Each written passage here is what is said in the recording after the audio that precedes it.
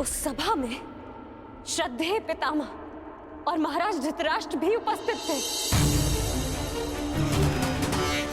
और वो भी मेरा अपमान होने से नहीं रोक पाए थे। मुझे लगा था कि वनवास पूर्ण होने के पश्चात हम सबके जीवन का एक ही उद्देश्य है, कौरवों का विनाश।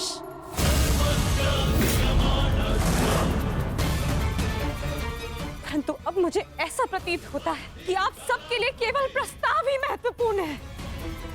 एक प्रस्ताव पर आपने अपना सब कुछ खो दिया, और आज एक दूसरे प्रस्ताव में आप सब कुछ भुला दिया जो हमने खोया था।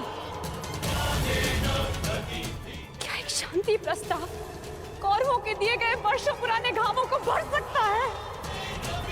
आप सबके दिए गए वचनों को भुला सकता है? यज्ञसेन, यदि तुम चाहो तो इस संधि को ठुकरा सकती हो। तुम्हें इसका पूर्ण अधिकार है, परंतु इसके पहले कोई भी निर्णय लेने से पूर्व मैं सखा वासुदेव से वार्तालाप करना चाहती हूँ।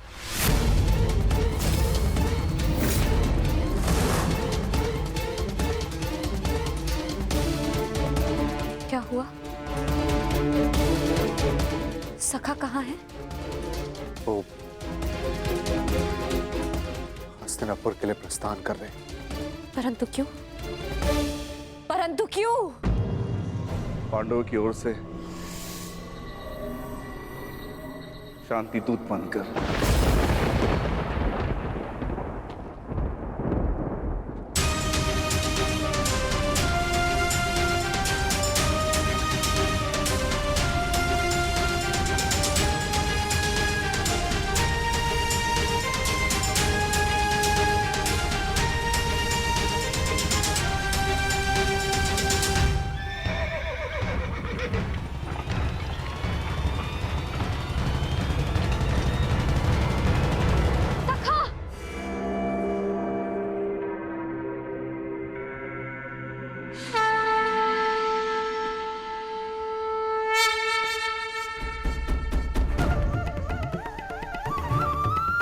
क्रोधित हो अपने सखा से?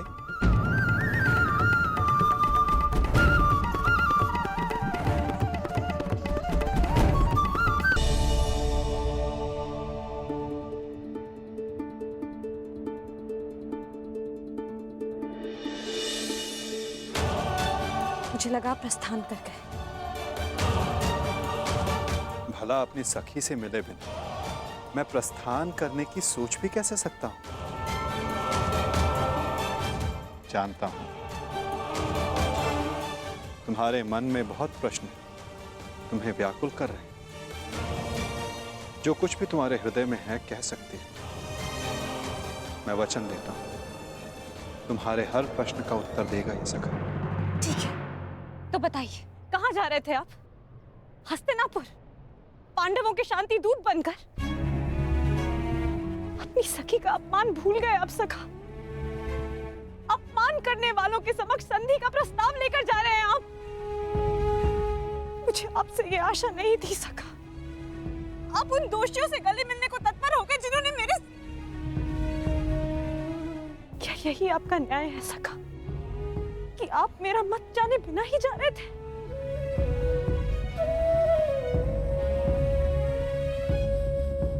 नहीं सखी, ऐसा नहीं। मैं भली भांति जानता हूं कि तुम्हारा मत क्या है, और मैं तुम्हें वचन देता हूं कि तुम्हारा मत और मंतव्य दोनों ही पूर्ण होगा सखी। और इसीलिए मैं हस्तिनापुर जा रहा हूं। जो कह रहे हैं मुझे समझ नहीं आ रहा है सखा। मैं शांति दूत बनकर इसलिए जा रहा हूं सखी क्योंकि पहले संदेश हस्तिनापुर से आया है, परंतु अभी शांति प्रस्ताव स्वीकार नहीं हुआ है। मैं इसलिए जा रहा हूं ताकि कोई ये ना कह सके कि शांति प्रस्ताव होते हुए भी पांडवों ने आक्रमण किया, या फिर शांति प्रस्ताव का उत्तर नहीं दिया। मैं आपके इस उत्तर से संतुष्ट नहीं हो सका।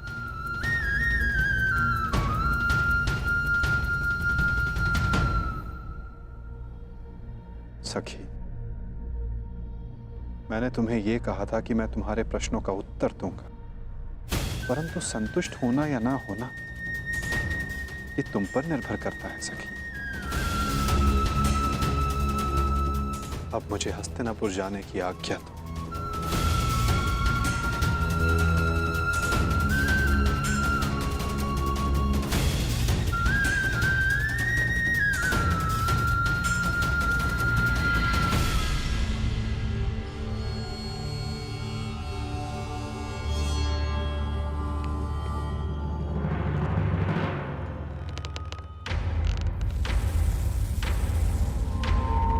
तुम कहाँ थे पुत्र?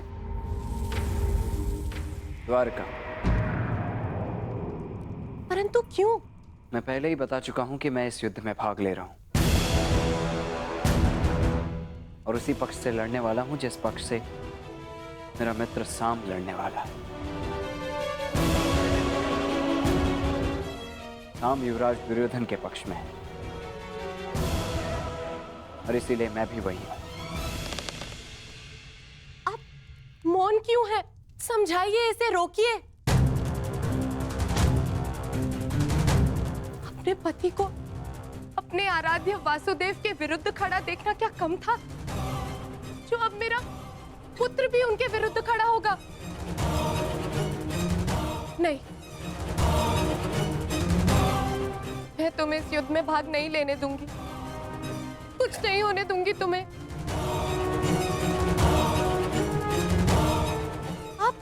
इसे रोकिए, समझाइए। श्री कृष्ण के विरुद्ध युद्ध में खड़े होने का अर्थ है केवल सर्वनाश। और ये अपने पिता की आज्ञा के विरुद्ध जाकर इस युद्ध में भाग नहीं ले सकता है।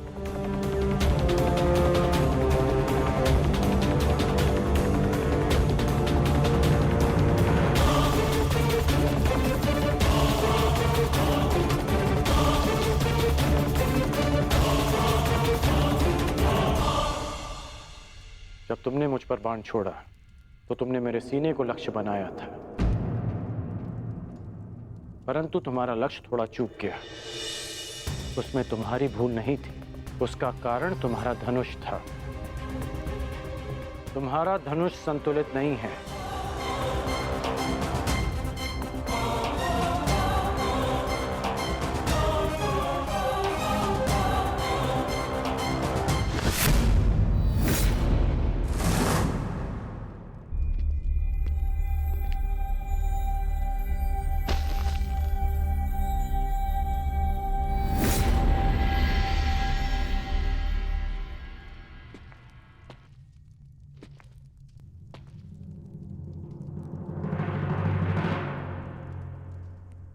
ये बिल्कुल संतुलित धनुष है, जिसे मैंने अपने हाथों से बनाया है, जो तुम्हें इसी का प्रयोग करना है।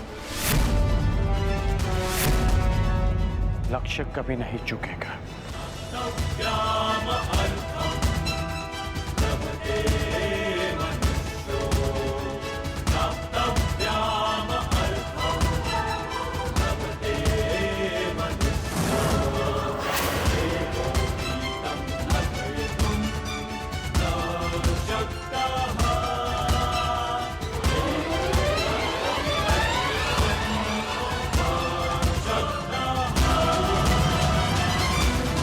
तुम्हारा प्रशिक्षण प्रारंभ हो जाएगा।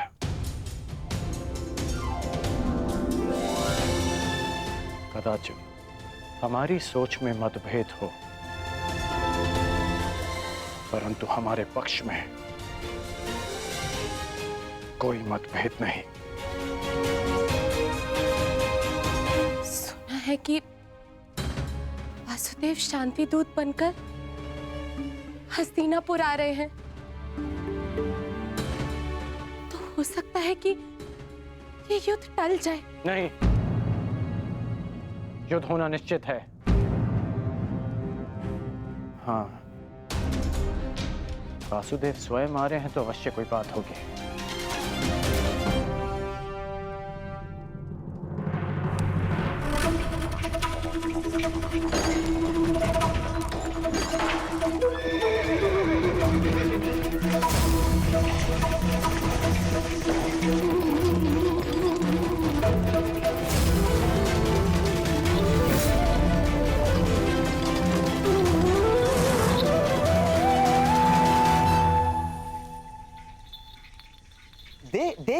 दुर्योधन, ये कोई साधारण धातु नहीं है, बहुत विशेष धातु है ये, जिसका आविष्कार असुरों ने किया था देवों को बांधने के लिए। इससे सक्षम और कठोर कुछ हो ही नहीं सकता उस छलिए को बांधने के लिए। अब उसके आते इसी से उसे बंदी बना लेंगे।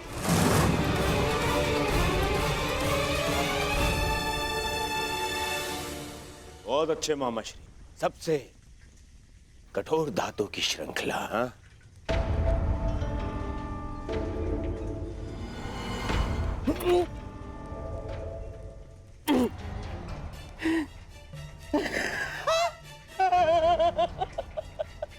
देखो, मैंने कहा था ना तुमसे।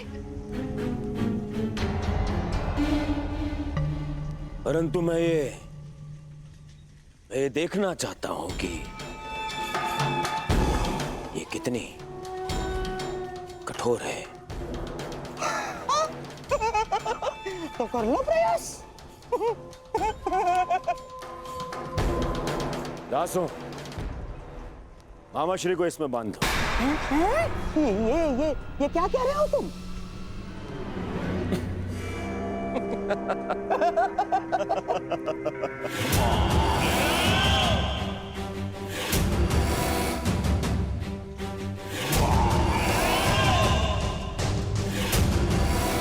मुझे श्रृंखला से बांध दिया जाए।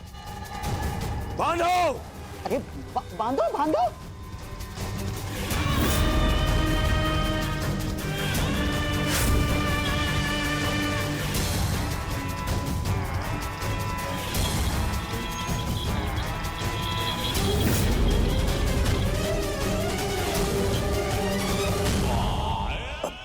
ये श्रृंखला कितनी सक्षम है।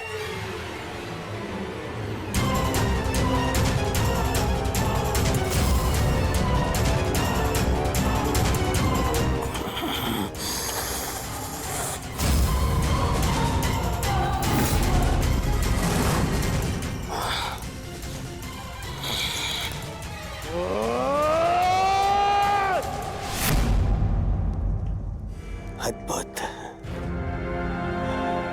निसंदेह ये अद्भुत है। अब हुआ पूर्ण प्रबंध उस वासुदेव के स्वागत का।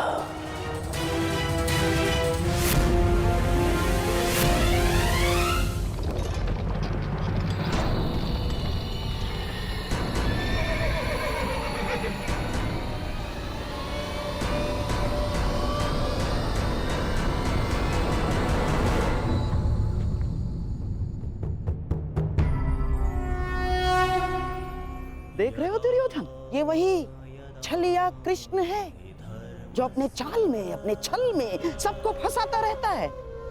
ग्लानिर्भवति भारत, आज ये स्वयं मेरे रचाए चक्रव्यूह में फंसने आ गया।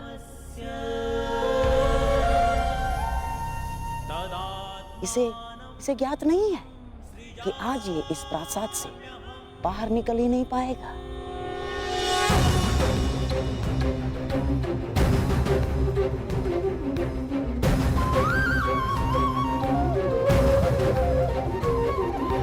यदा यदा हि धर्मस्य ग्लानिर्भवति भारत, अभ्युत्थानम् अधर्मस्य तदात्मानं सृजाम्यहम्।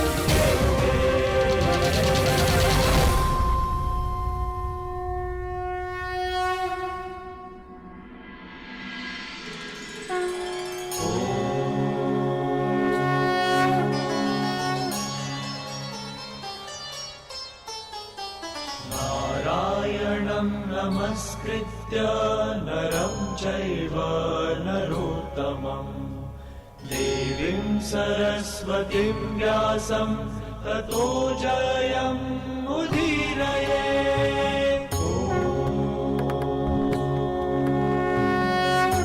प्रणिपात हस्तिनापुर नरेश। कल्याण हो वासुदेव।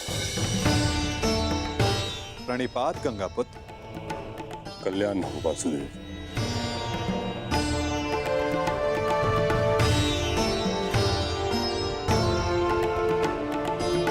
प्रणिपात समधि श्री।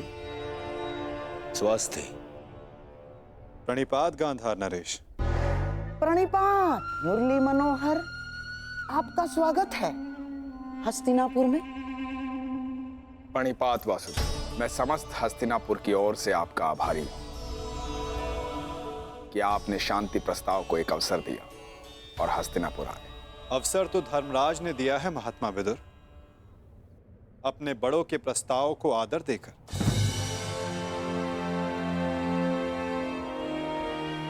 मैं तो बस उनका संदेश यहां लाया हूं।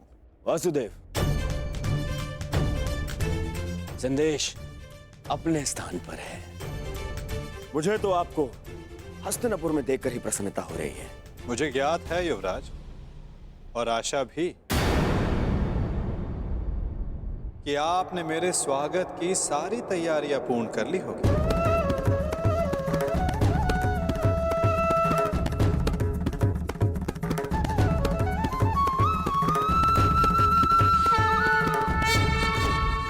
कि आपने मेरे स्वागत की सारी तैयारियां पूर्ण कर ली होगी।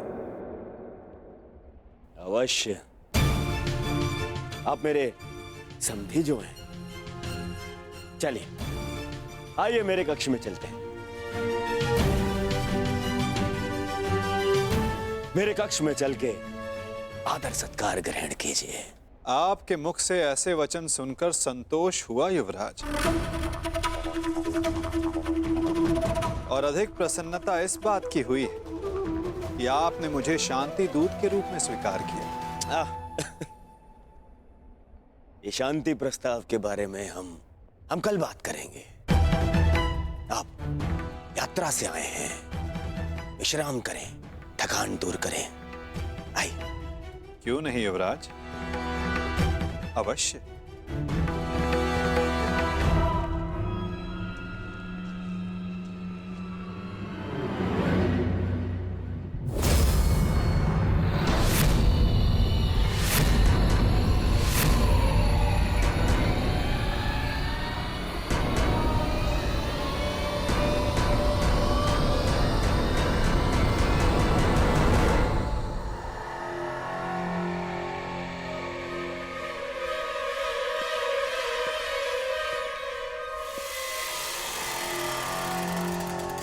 क्या हुआ वासुदेव, आप ठहर क्यों गए? मैं आपके सत्कार भाव का सम्मान करता हूं युवराज, परंतु मैं शांति दूत हूं, शरणागत नहीं। और वैसे भी पांडवों ने मुझे अपने पक्ष में चुना।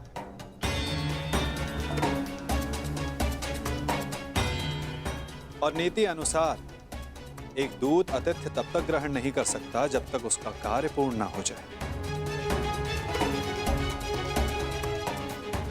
इसलिए क्षमा कीजिएगा मुझे, मैं आपका सत्कार ग्रहण नहीं कर सकता।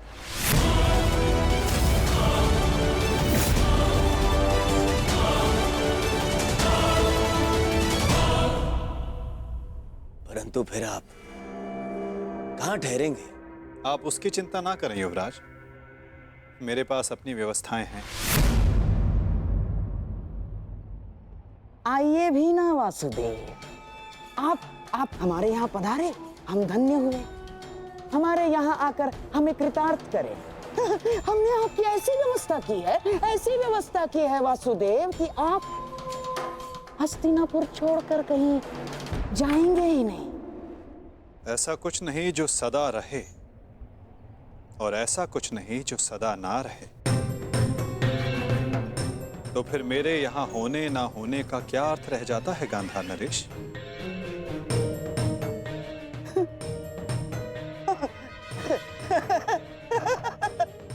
वासुदेव, आपके कहने का तात्पर्य कुछ पकड़ में नहीं आया। यदि सागर में अपना हाथ डालोगे तो ऐसा अनुभव होगा कि संपूर्ण सागर तुम्हारा है गांधार राज। और यदि उसी सागर को मुट्ठी में बंद करने का प्रयास करोगे तो कुछ नहीं पाओगे। हाँ, यह अवश्य हो सकता है कि उसमें डूब जाए। प्रणिपात।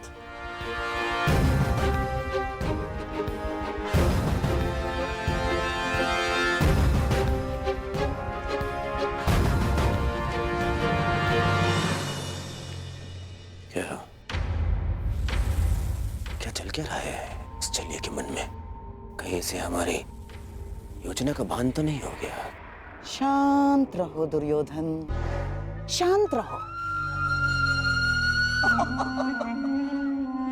आज नहीं आया तो क्या हुआ? कल तो इसे सभा में आना ही होगा और ये आएगा। क्यों? शांति दूत है, इसे अवश्य आना होगा और फिर हमारी योजना सफल। वासुदेव, आपका आतिथ्य बनने का सौभाग्य मिला, मेरे लिए सम्मान की बात है।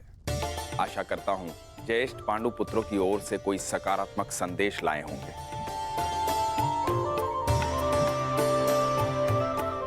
संदेश तो मैं लाया हूं महात्मा विदुर, परंतु वो संदेश मैं कल सभा में सबके समक्ष रखूंगा। प्रणिपात माधव, मेरा सौभाग्य है कि आज मेरे आराध्य मेरे घर पधारे हैं। सेवक, प्रभु के लिए भोजन लेकर आओ।